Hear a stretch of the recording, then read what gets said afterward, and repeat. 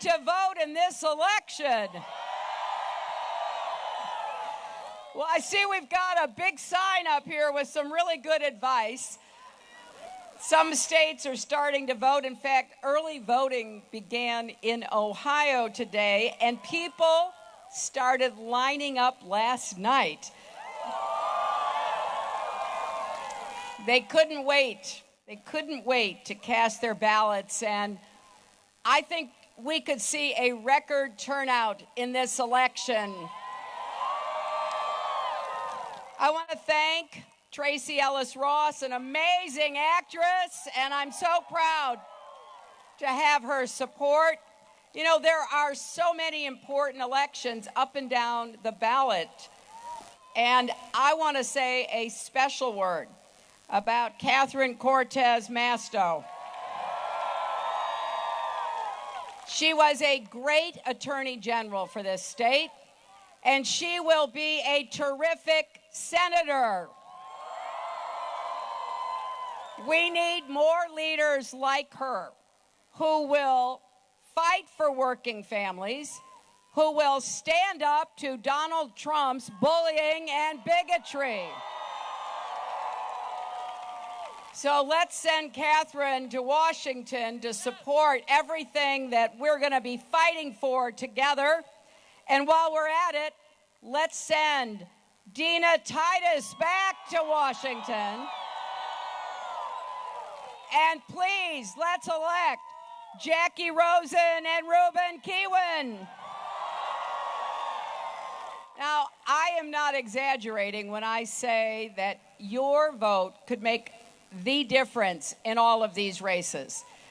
Now, people always during elections tell you this is the most important election, and there's always something important about every election, but I don't think we've ever had an election more important for our country, for our values, for our future than this one. And yesterday I was in Florida with Al Gore, and as Al said, take it from him, your vote really, really counts. Remember what happened. Now, I had the best time campaigning here when I was here for the caucus, and I want to thank everybody who has worked for me, and I want to thank everybody who worked for my friend Bernie Sanders. I'm very proud that from the beginning, Senator Sanders and we ran a campaign focused on ideas and issues, not insults. We care about bringing people together, and we care about people respecting each other, having each other's backs, and then working to solve our problems. And that's what I'm going to do. Look, I know that this has been, at times, a really negative race coming from the other side. I've done my best to stay above that, to stay focused on what really, really matters. Any of you see that last debate? Well, if you watch the debate, you know that I paraphrased my friend, our First Lady, Michelle Obama, because it was very clear on that debate stage, one of us went low and one of us went high. And I want to repeat something I said that night, because I want you to hear it and tell your friends, look, I want to be a president for all Americans, not some Americans. I want to be a president for people who agree with me and don't agree with me. I want to be a president for Democrats, Republicans, and independents. I want to be a president who brings our country together and tries to heal all these divides that are being set up between different Americans. And I appreciate everybody who is now focused on this election, trying to figure out how to vote. And so many Republican leaders and traditionally Republican-leaning newspapers have crossed the aisle to support me, and that means a great deal to me. Because, my friends, we've got to unite our country. Now, we're always going to have disagreements. There's no doubt about that. That's kind of in the DNA of being an American. But we got to get beyond those disagreements. We've got to be willing to roll up our sleeves and get to work with each other. And that means we have to be willing to listen to each other. And I know that probably some of you, maybe a lot of you, know somebody who's thinking about voting for Trump. It happens. I know that. My request is to stage an intervention.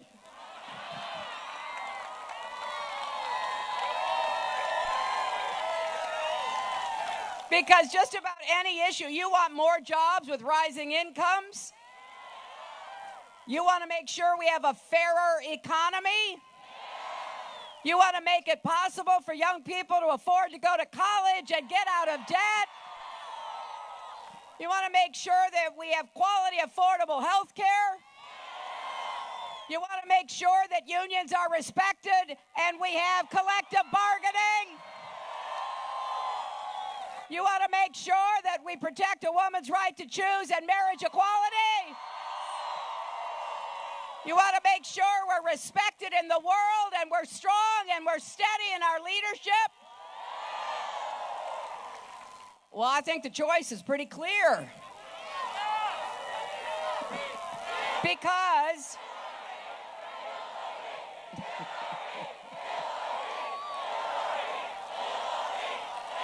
what I've tried to do in this campaign is what I've tried to do my entire life of public service, figuring out how we can help each other. And it's important to me to stay positive and stay confident and stay optimistic, because that's how I feel about America. Now, look, I know Donald Trump has taken a very different tone. We've heard it in both debates. And his campaign has said today that he's going to, and I quote, run a scorched earth strategy, whatever that means. That's how desperate they are. That's all they have left, pure negativity. And we can't let that represent our country. I got to tell you, I don't care what he says about me. I care what he says about you and all the other people in this country. Because we now know, we've heard for months what he thinks about people, how he treats people. You know, this latest incident about, how he treats women.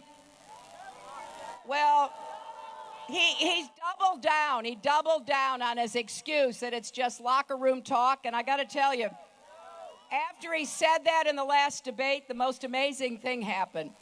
Athletes and coaches started speaking out. From the NBA, from Major League Baseball, from the NFL, they're coming forward, and you know what they're saying? Hey, not in our locker rooms. That's not what happens. But he's not just insulted women. He's an equal opportunity insulter. He's insulted everybody. He insulted a distinguished federal judge who was born in Indiana. And he said, well, he couldn't be trusted to be a judge because his parents came from Mexico.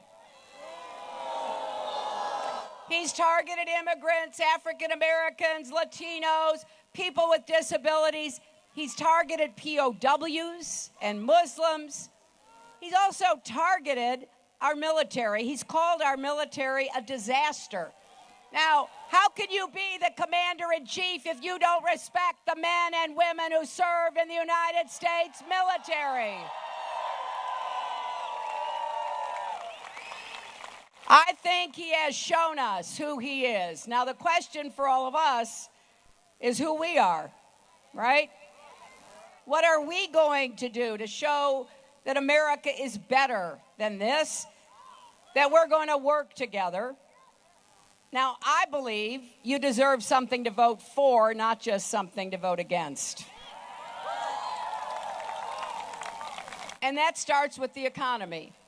Throughout this campaign, I have been very clear. I'm going to put into place strategies to create more jobs and get incomes rising for hardworking people. We're going to have jobs in infrastructure, our roads, our bridges, our tunnels, our ports, our airports, our water systems. We're going to have jobs in advanced manufacturing, in technology and innovation. We're going to have clean, renewable energy jobs, something that Nevada is leading the way in. And we're going to not only grow the economy, and look, I think we have some ideas about how to do this. Those of you old enough to remember, which is not everybody, but a lot of us, might remember during the 1990s, we had 23 million new jobs and incomes went up for every person in America. Now, I've thought a lot about why Donald Trump and I have such a different view about the economy, and I think part of it is we have different experiences. You know, you just have to recognize that you're affected by, shaped by your experiences. And look, he grew up the son of a millionaire. When he started his business, he borrowed nearly $15 million from his father. So it's not surprising that now he wants to give all the benefits to the people on the top, because that's how he was raised to think. Now, my grandfather was a factory worker, and my dad was a small businessman who worked really hard. So I had a different experience. My dad worked hard to give us a solid middle-class life. That's what I want to give to every single person willing to work for it. It's why I believe the economy should work for everyone, not just those at the top. I started a long time ago fighting for kids and families, and I've always been focused on what I call kitchen table issues, like, you know, how are we going to pay for child care? How are you going to pay for prescription drugs? How are you going to save money for college? The kinds of things that people have talked to me about across America. And you compare what I am proposing, which fits right into what we know can work, investing in you, not giving more benefits to the top 1%, who frankly have already gotten enough benefits from this economy. And then what did we learn in that debate? Well, finally, Donald Trump admitted he hasn't paid a penny in federal income tax for years. Now, we don't know all the details because he's the first person to run for president who won't release his tax returns. Everybody else for like more than 40 years has released their tax returns. My husband and I have 40 years of tax returns on the web if you want to look at them. They're not very interesting, but you can look at them. But not Donald Trump. He won't tell us. But here's what we did find out when just 3 pages were disclosed. He apparently lost $1 billion in a single year on bad investments and failing casinos. Now, Las Vegas, you know something about this. I don't know how you can lose $1 billion running a casino. His supporters said, well, it just showed what a genius he was, and I guess you'd have to be some kind of genius to lose $1 billion in a year. But what was most striking to me is that he said it was smart. It was smart to pay no taxes. Now, that makes all the rest of us dumb, right? And on that debate stage, he said, well, everybody does it. Warren Buffett does it. Well, he picked on the wrong guy. Warren Buffett is a real billionaire, right? So Buffett put out a statement and he said, I have paid income taxes for 72 years, every single year. And I've talked to Warren Buffett, and he says, look, I want to change the tax system so somebody like me actually pays more because he wants to support our country. Donald Trump has given zero to our military, zero to our vets, zero to education and health care. It takes a lot of gall to criticize a country you won't lift a finger to support. You won't do anything to provide your fair share of. Now, look, he's been doing this for years. It's not just losing $1 billion. He has stiffed so many contractors and workers. It started in Atlantic City, and I've met people, painters and plumbers and dishwashers, glass installers, marble installers. He even stiffed the man that he bought the pianos for one of his casinos. But he did the same thing here in Las Vegas. He has a history of asking somebody to provide a good or a service and then not paying them. Not because he couldn't, but because he wouldn't. And you know what? That is not the way America works.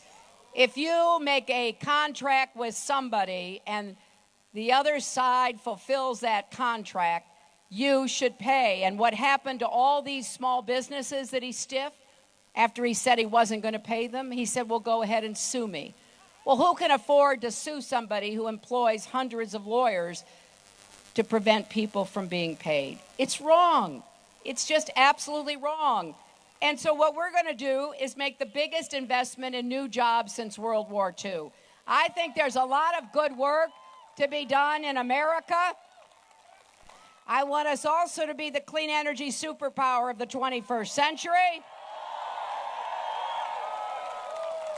And then I think it's really important we do two big things in education. First, I happen to believe we made a mistake years ago when we took vocational education out of high schools. Now, it needed to be upgraded, but we need technical education in high school because I want people who have different talents and different interests to get the skills they deserve to have, to get the good jobs that are going to be available in our country in the future. And that includes in community colleges. I want high schools, community colleges, businesses, and unions to work together to give young people a really good start. I want more apprenticeship programs like the ones that unions run to be available for more people. If you look at job projections for the next 10 years, a lot of those jobs are going to require skilled tradespeople. And I want you and you and you, if you're of an interest in that, to join the carpenters, to join others who are doing the hard work of building America. And then for people who want to go to college, here's what we're going to do. We are going to make it possible for you to go to a 4-year public college or university in this state or any state, tuition free. If your family makes less than $125,000 a year, which is the vast majority of families, if you make more, we're going to let you go debt-free. So you're going to pay what you can afford. Some people can afford it all. Some people can afford some of it. But we don't want more young people falling into debt. This is a big drag on too many people. So make college affordable, and then we're going to help you repay your debt, starting by refinancing it, getting the interest rates down, helping you pay it back as a percentage of your income. This is going to save the vast majority of families in America thousands of dollars. And if you're interested, and I know there are a lot of people in this audience who have this on the horizon or already have the debt, you can actually go to HillaryClinton.com/calculator to figure out how much your family will save under my plan. I want you to understand what I want to do so you can help me get it done when we go to the Congress. And we're going to help more small businesses like my father's, because Small business creates most of the jobs in America, 2/3 of the new jobs. And then I want to make the economy fairer. So let's start by raising the national minimum wage so people who work full-time are not in poverty. Let's make sure we expand Social Security to help low-wage workers and widowed women who are often at the very bottom of the income scale not fall into poverty if all they've got is Social Security. Let's be sure that we pass comprehensive immigration reform. I have met so many impressive dreamers here in Las Vegas. I've met dreamers who want to start businesses, dreamers who want to go to medical school or law school, dreamers who have big dreams, and by following their dreams, they will contribute to our economy. So it's time to help them have a chance to get out of the shadows and have the opportunity for the future that is good for them and good for the rest of us. And then don't you think it is finally time to guarantee equal pay for women's work? I gotta say, this is not a woman's issue. This is a family issue. It's an economic issue. If you have a wife, a mother, a daughter, or a sister who's working, it's your issue. And every time I talk about these concerns, fighting for equal pay, fighting for affordable child care or paid family leave, Donald Trump says, well, there she goes. She's playing the woman's card. Well, if fighting for that is playing the woman's card, then you know what I say? Deal me in. The other thing we're going to do is encourage more companies to share profits with their workers. Now, this is a big deal because usually if they share profits at all, it only goes to the top. Now, another real billionaire who's endorsed me, Mark Cuban. One of the reasons I was proud to have his endorsement is he always has shared the profits with the people who work for him. And when he sold his first company, he shared those profits, and 300 of his workers, from executives to secretaries, made themselves millionaires because he understood who had made him successful. I want to reward businesses that are going to reward their employees. And we're going to make that one of the pillars in our fairness agenda. Now, we're also going to go after companies that are not willing to play by the rules. There are still too many who are fighting to keep their profits and their privileges. So we're going to keep the tough rules on Wall Street. Donald wants to get rid of them. I want to make sure they work so Wall Street never wrecks Main Street again. We are going after companies like those that engaged in predatory practices that led to a lot of the foreclosures right here in Las Vegas during the Great Recession. Donald Trump actually was rooting. He was rooting for the Great Recession because he said he could go in and make a lot of money buying people's homes. I don't know how you look in the mirror feeling like that. I don't understand how you can root for people to be miserable. Well, we're going to make sure that doesn't happen again, and I'm going to impose even tougher rules. Now, when companies try to outsource jobs, we're going to make them give back any tax breaks they ever got from any level of government. And if they try to leave our country without paying their fair share of taxes, we're going to slap an exit tax on them because I'm tired of them picking up and leaving and taking jobs with them. I think it's important that we do everything we can to make sure that our healthcare system works and that families, middle class and working families, have the resources they need to take care of their kids. That's why I have said we need to double the child tax credit. It currently gives middle-class families $1,000 per child. I want to double that because I know it's expensive. It's expensive to take care of little kids, and you ought to have some help. And this will lift families out of poverty, and it will prevent other families from going into poverty in the first place.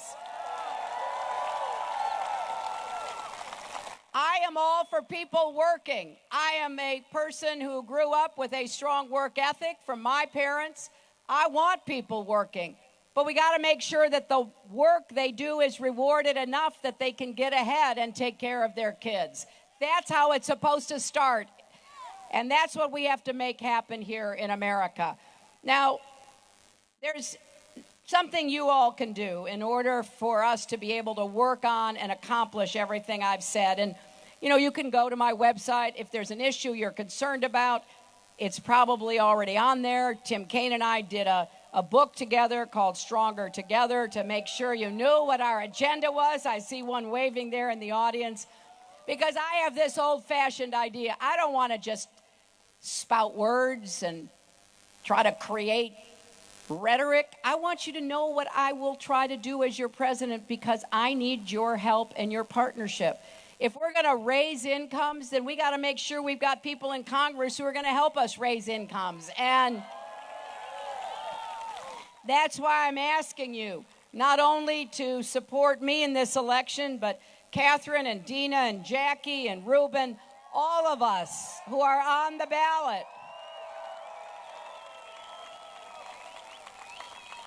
And think about any issue you care about and imagine it being on the ballot, because in effect it is.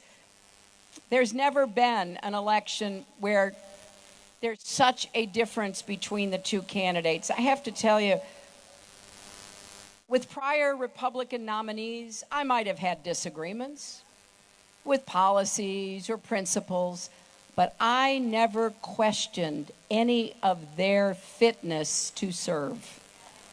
Donald Trump is different. He is unqualified and unfit to be president and commander-in-chief.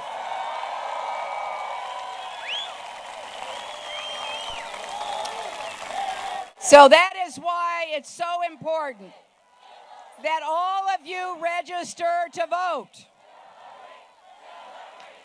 The last day, the protesters, they've had a bad couple of weeks, so I understand why they're upset. But remember, this Tuesday, October 18th, is the last day you can register to vote here in Nevada. So please register to vote. Find out if you're registered correctly. You can go to a website called iwillvote.com. Because if you believe in any of the issues that we care about and that we're working on and the kind of country we can make together, I need you to do everything you can between now and November 8th to register and then to turn out and vote, to make sure your friends, your neighbors, your colleagues are registered to vote. Tell them to go to iwillvote.com and make sure that we get everybody to turn out. A little bit ago, I said if you've got friends who are thinking about voting for Trump, stage an intervention. Well, I think it is a serious concern because friends don't let friends vote for Trump.